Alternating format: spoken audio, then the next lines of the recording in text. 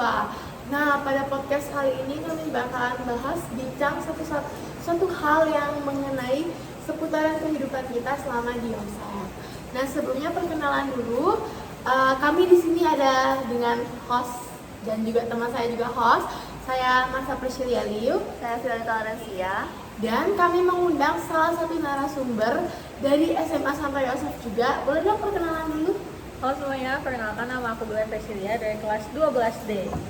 Nah, jadi di sini nih kami semuanya sama-sama dari kelas 12 dan makanya kami bakalan tentang bincang-bincang tentang seputaran kehidupan kami di SMA Santo Yosef.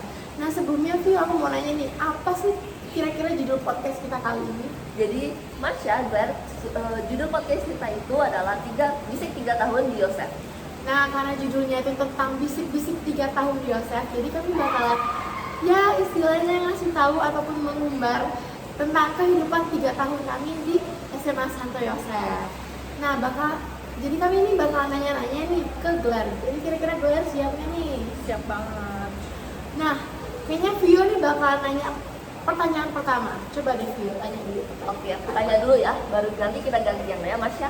Oke, kita langsung aja ke pertanyaan pertama. Nah, kalau kamu disuruh rangkum nih, selama 3 tahun kamu berada di Yosef, apa sih kata-kata yang tepat untuk menggambarkan semua itu? Kalau dari aku sih kadang-kadang tepat tuh campur aduk. Kenapa tuh campur aduk? Karena di sekolah ini kita udah 3 tahun kan. 3 tahun itu menurut aku sih bukan waktu yang lama ya. Jadi ada rasa duka dan sukanya tuh memang campur aduk banget rasanya. Mulai dari tugas yang kadang tuh susah banget buat diselesain sampai rasa senang ketemu teman-teman di sekolah itu jadi pembawa semangat gitu. Iya sih, kadang aku ngerasain kayak misalnya di rumah tuh aku ngerasa malas sekolah.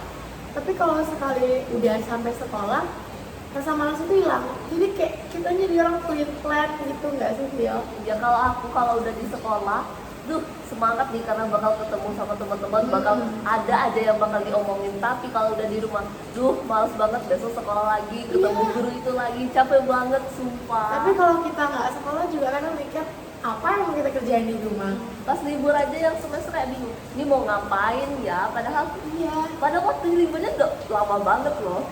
Terus kayak pas sekolah kita mintanya nggak sekolah, tapi pas nggak sekolah kita mintanya sekolah kayak ya sih, benar kata Glar, bener-bener campur aduk banget.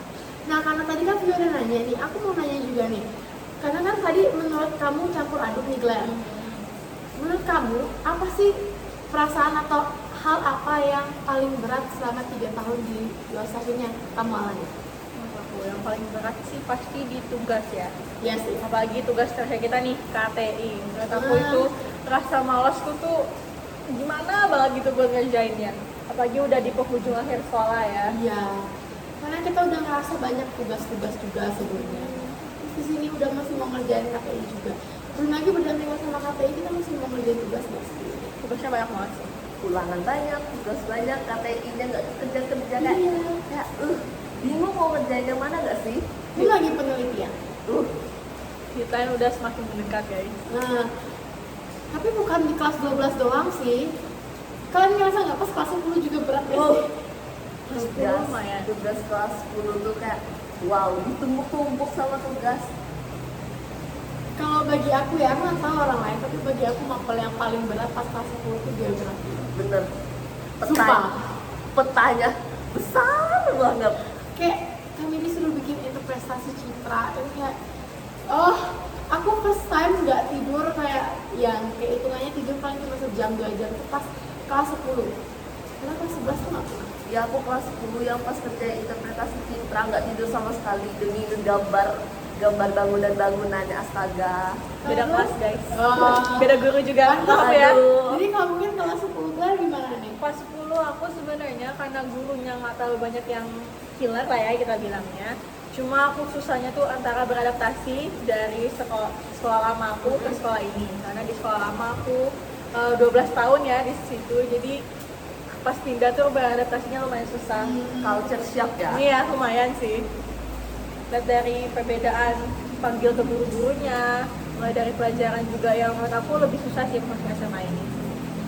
Berarti tadi kan kita bahas udah capek banget rasanya sama tugas. Tapi kalau selain capek, capek itu apa sih? Selain capek, ada momen apa yang bikin kamu merasa berkesan mau sekolah di sini? Berkesan sih ketemu banyak teman ya. Iya, temen. Kalau di sekolah lama mungkin teman aku itu aja. Cuma kalau di sini teman aku makin banyak lagi. Aku ternyata menyadari kalau ternyata aku orangnya lumayan gampang bergaul sama orang lain. Terus juga di sini adalah nakal-nakalnya dikit. Soalnya di sekolah lama benar-benar nggak bisa nakal nggak sih rasanya. Karena muridnya dikit ya. Jadi ya gurunya bisa mantauin murid Satu-satu. satu-satu. Kalau di sini ya nakal-nakal dikit tuh bisa lah. Oke guys, fun fact nih, mereka dari satu SMP yang sama tau. Jadi mereka juga udah temenan dekat, terus ketemu lagi temenan sama aku kayak, iya sih benar kata Claire, karena di SMA Sumbawa ini banyak muridnya, jadi temennya tuh lebih banyak juga dari pas SMP. By the way, tadi kamu ngomong tentang nakal, emang apa perbuatan nakal yang pernah kamu perbuat? Ini Gak apa-apa lah maaf ya. banget ya guru-guru. Karena ini kan lagi bisik-bisik tuh. Ini satu aja, aku pertama kali bolos di SMA ini. Habis itu nggak pernah lagi. Waktu itu kelas berapa ya? Kelas 10 deh kayaknya. Lagi ada acara event gitu di sekolah. Terus kan biasanya habis event kita disuruh beres-beres kelas. Aku sama teman-temanku tuh malas buat beres-beres kelas. Jadi kami keluar polos ke Es Bagong. Wow. Iya sih. Boleh tuh nanti ajak-ajak kami. Tapi itu izin sama orang tuaku karena menurut aku udah capek banget sih habis acara terus harus beres-beres kelas lagi. Terus es bagong, beneran ngomong-ngomong es bagong, itu emang terkenal nggak sih jadi tempat biasanya pelarian siswa Yosa? Lumayan Kelas tahun berapa sih? dari kelas 10 sih itu. Eh, Itu pertama kali dan terakhir kali ya guys. Soalnya jujur deg-degan banget rasanya karena belum pernah ngerasain hal-hal yang kayak gitu. Tapi pas di SMA tuh mulai berani gitu karena teman-teman yang lain juga pada berani kan. Kalau di SMP tuh rasanya nggak ada yang berani deh buat bolos-bolos kayak gitu. ya berbeda lah, berbeda. Beda. Kadang dulu ya pas kita SMP ada event terus mau ke kantin beli minum aja takut. Oh, nggak berani karena gurunya di mana-mana kan. Terus gurunya dikit. Coba Coba kalau ini sekarang. hilang 1, hilang 10 juga nggak ada yang nyadar kayaknya. Mau setengah kelas aja guru-guru nggak tahu tuh. Next, apa nih Vio? Nah, kita kan udah mau lulus nih. Apa sih hal kecil yang bakal kamu kangenin nanti kalau kita udah lulus? Hal kecil yang bakal dikangenin. Paling pasti temen sih. Kayak apa ya? Mungkin ketika lagi susah-susahnya hidup gitu kan, tugas lagi banyak-banyaknya, tapi ada aja tuh teman yang ngajak nongkrong mau kemana ke situ walaupun tugas lagi numpuknya. Hal kayak gitu mungkin ya. Terus kalau dari aku sendiri, ini kan udah mau lulus SMA, kadang aku merasa agak takut untuk menghadapi dunia luar, dunia baru lagi. Karena kan kita udah 3 tahun di SMA, udah 3 tahun kita berbaur lah ya sama kehidupan di lingkungan SMA. Terus kalau tiba-tiba kita disuruh berbaur lagi kayak aduh, Bingung nggak sih mau mulainya dari mana lagi? mau nyari teman lagi. Mau adaptasi, mau pusing nggak sih? Tinggalnya aja udah beda. Perpindahan dari kelas, sebenarnya dari kelas 10 naik kelas 11 sama kelas 12 itu sebenarnya butuh beradaptasi lumayan lama juga kan. Tapi kan ya Ya, seputaran seputaran sini lah. Tapi aku bakal kangen sih kalau jam kos turun ke kantin. Itu seru banget sih. Tapi katanya kuliah itu emang nggak se-strict itu waktunya, karena kita kan emang udah kayak nggak berseragam dari jam 9 sampai jam berapa tergantung kelas. Cuma kayak berarti otomatis aku bakal kangen sih waktu-waktu itu. Ya, waktu kita bolos, waktu ngerjain tugas pas mabel lain. Waktu ngejar-ngejar waktu pacara kali ya. Tiba-tiba gerbang dikunci, mampus lah itu. Karena kan kuliah juga nggak ada yang namanya ikut acara. Iya. Kalau kalian terus menjadi gimana? Kira-kira kuliah udah kepikiran belum gimana? Aku sih dari kelas 11 udah daftar mau kuliah di mana. Karena menurut aku udahlah kita ambil yang gampang-gampang aja lah kali ya. Karena aku juga nggak punya tempat kuliah tujuan kalau SNBP ya. Buat negeri itu aku nggak punya tujuan yang pasti. Jadi udahlah kita anak swasta aja. Udah siap hidup di luar? Aduh sebenarnya nggak siap ya. Aku liburan aja nggak betah di Jakarta apalagi kuliah ya. Karena mungkin kelamaan di sini kali ya, kelamaan di Bangka. Jadi rasanya tuh bener-bener kangen banget sama Bangka. Iya sih. Tapi untung Jakarta bolak-balik PP nggak terlalu Nggak terlalu jauh. Tapi biayanya cukup Iya, mahal. lumayan. Kantong bisa boncos sama Boncos mama ya. guys, kantong. Terus ya sih itu doang. Kadang aku selalu takut ngalamin kuliah karena kita udah terlalu nyaman gitu. lagi katanya kalau kehidupan di kuliah itu kita yang ngejar-ngejar dosen. Iya. Iya. Katanya dosen nggak bakal peduli dengan nilai kita. Kalau kita nggak cari dia, ya udah nilai kita bakal takut nggak sih? Kita kadang yang dikejar guru aja masih nantilah kerjainnya. Masih anggap remeh ya. Karena katanya aku jujur kayak guru aku kan emang nggak terlalu mencari aku ya. Terus karena guru nggak cari aku nggak cari balik dia kayak. Jadi jujur sempat mandek kemarin katanya aku. Iya, juga ada yang kayak gitu. Terus aku lihat teman-teman yang lain udah Udah pada maju dulu ya. waduh, aku baru sampai bab berapa ini? Mana teman-teman ya udah pada wawancara, udah pada transkrip. Aku nih apa? Kayak bingung gak sih? Tapi ngomong-ngomong kuliah, kalian udah persiapan belum? Mau disiapin apa? Kalau aku excitednya beli barang-barangnya. Itu excited sih. Kayak kalian bakal ngekos atau gimana nih kalau pas kuliah nanti? Aku sih ngekos ya. Ngekos. Berarti kan kalau misalnya kita ngekos itu ya benar kita mau ngisi-ngisi barang. Kayak kadang furniture-nya kita mau cari lagi.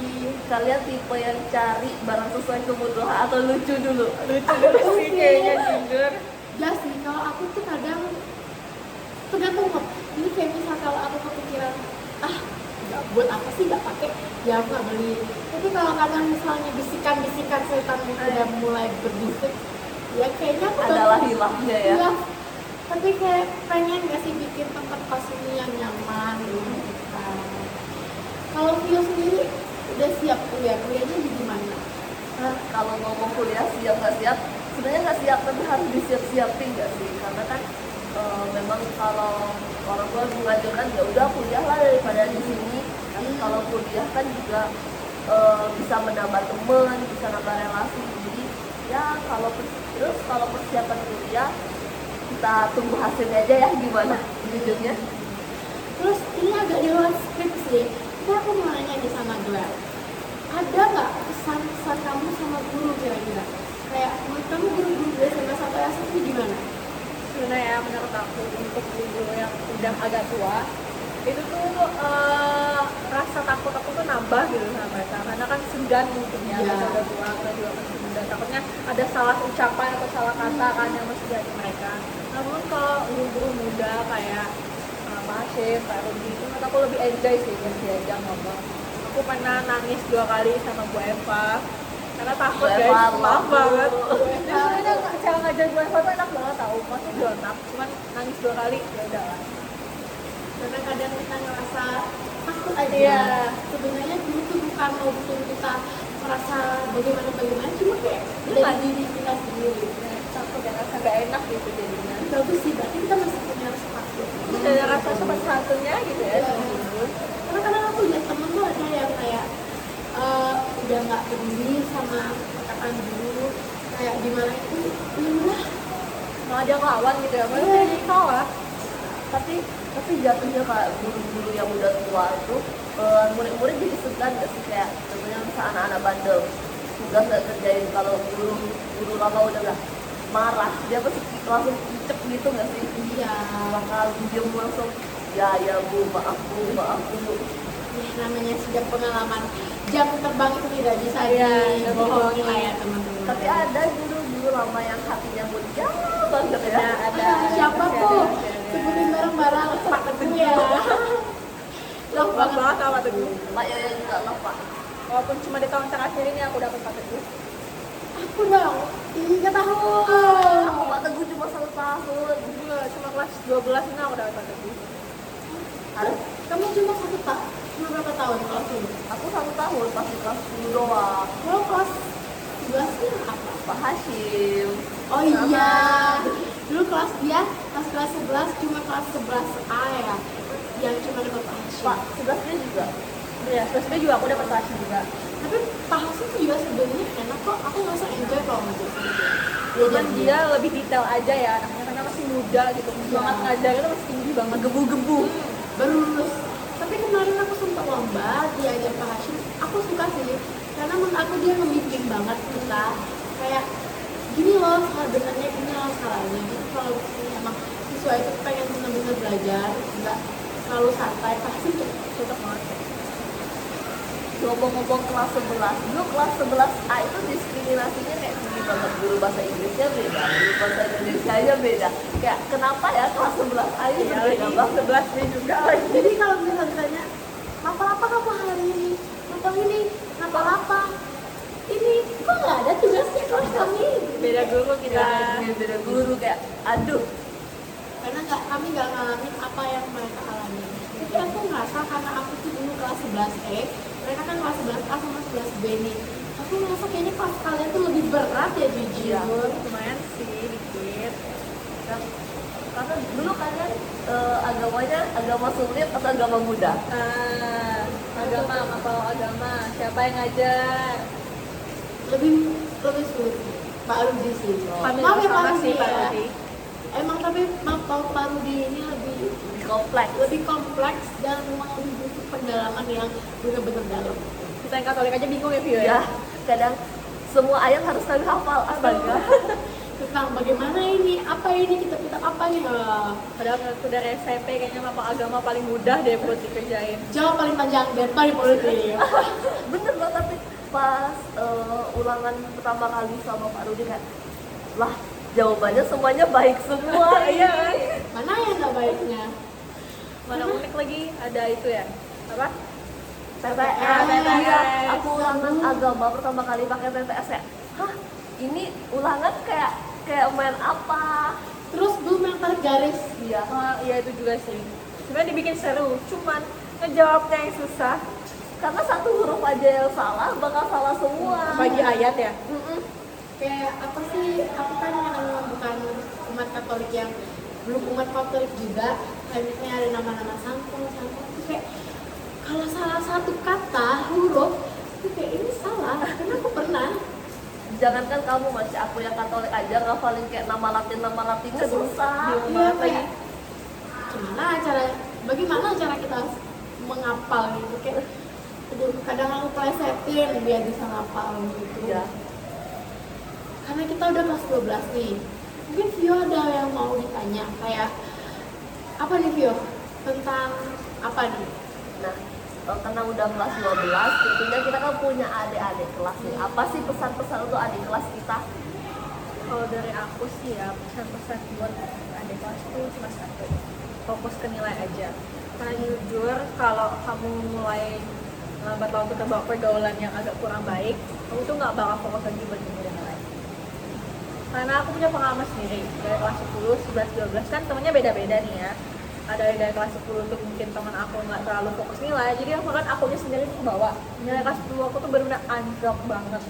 Tapi pas naik kelas 11 tuh lumayan ada teman yang bisa diajak buat belajar bareng, jadi mulai naik lagi. Kelas 12 juga ada. Jadi di kelas 12 ini aku jadi pengalaman buat cari temen tuh yang memang bisa aku ajak buat bangkit bareng-bareng gitu buat adik-adik kelas. Jangan Berarti- salah pergaulan guys. Berarti circle tuh benar-benar ngaruh banget. Circle tuh aku banget. Yes. Bagi aku, kalau karena gelar udah bahas nilai, aku juga kayak sebenarnya nilai itu emang penting sih jujur.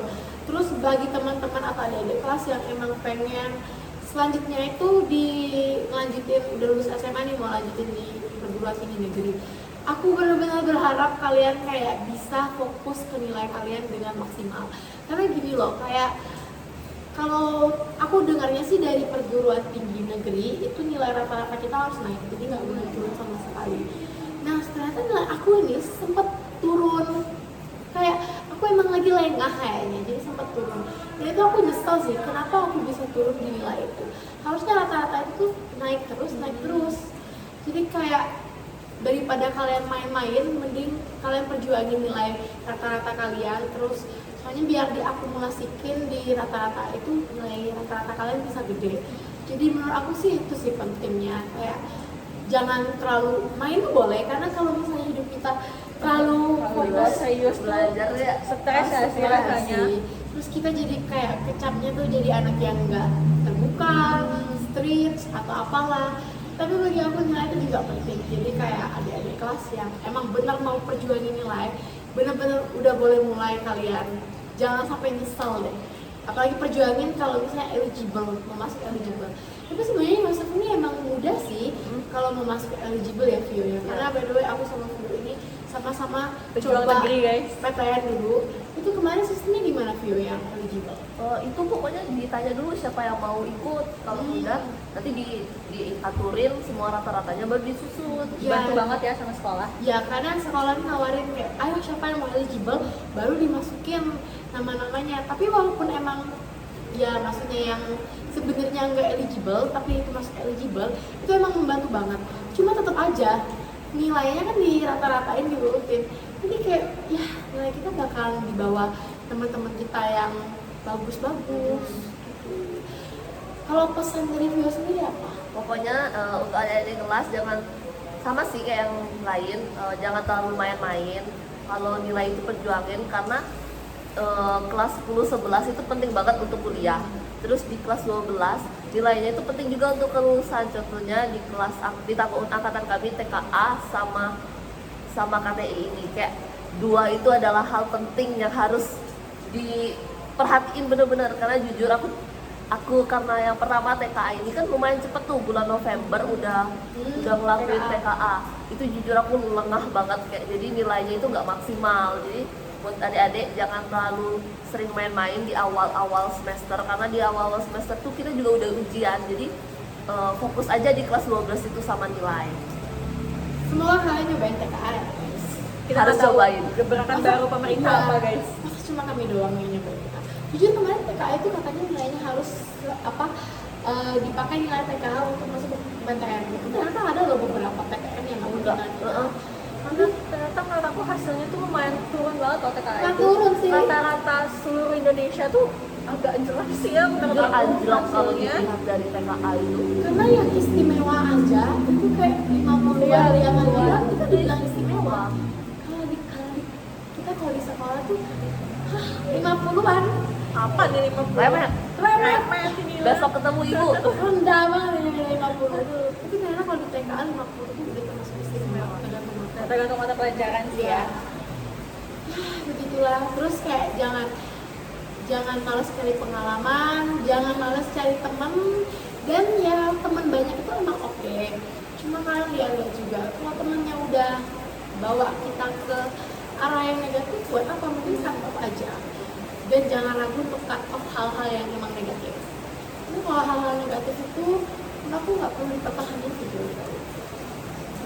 Sebenarnya tergantung kalau aku, dia aku sih tergantung ya, karena terkadang temen tuh kita emang udah temenan sama dia dari lama nih. Iya sih. Kalaupun emang dia memang ada sisi negatifnya, kalau bisa diubah kita coba bantu sama-sama buat berubah bareng. Cuman kalau emang dianya udah nggak bisa banget, kalau untuk cut off tuh menurut aku masih green flag lah ya, masih bisa untuk kita Iya. coba. Tergantung pribadi kita juga, karena kan kadang kalau memang kita ngerasa oh kita ini terlalu sering, kita ini udah terikut arus, ya udah cut off aja. Kalau aku sih gitu. Iya. Tergantung pribadi masing-masing ya. Di skripnya sih udah nggak ada banyak lagi nih pertanyaan. Terus tadi juga kita udah bahas tentang seputaran apa aja yang udah kita lakukan di SMA, hal-hal berat yang udah terjadi. Kayaknya cukup sampai situ doang nggak sih Vio yang bakalan kami tanyakan orang dulu ya. Kayak seneng banget sih bisa sharing di waktu singkat ini. Bukan cuma gelar sebagai narasumber yang sharing, kami juga host juga sharing. Kita sama-sama. Mungkin kami bakalan bilang makasih juga ke Gelar karena Terima udah kasih. nyempetin waktunya Waktunya. buat ikut podcast kami, karena di sini nih hari libur ya Vio ya. Ya kami udah nggak dapet waktu Yang pas pas lagi lagi. selain hari ini. Terus ya itu aja sih, mungkin kami bakal ikut podcast ini. Siapa tahu di suatu kesempatan kami bakalan ngelakuin podcast lagi. mungkin bukan di SMA atau Yosef lagi, mungkin bakal menggunakan alma mater kampus lain gitu ya. Amin. Amin. Semoga kita semua bisa keterima di univ yang kita mau. Amin. Semoga kita lolos SNM. Amin. Amin. Semangat buat kalian guys ya. Dan Berjuangnya juga, Pepe. jadi ya mungkin itu saja dari kami. Mohon maaf apabila terjadi salah kata. Dan juga ya karena tadi kami juga sempat berbicara tentang guru-guru. Maaf bila menyinggung ya. Ya, tapi tidak ada maksud menyinggung Bapak Ibu guru. Kami benar-benar istilahnya fun-fun aja di sini. Sekian dari kami. Kami ucapkan terima kasih dan sampai jumpa di podcast kami selanjutnya. Bye bye.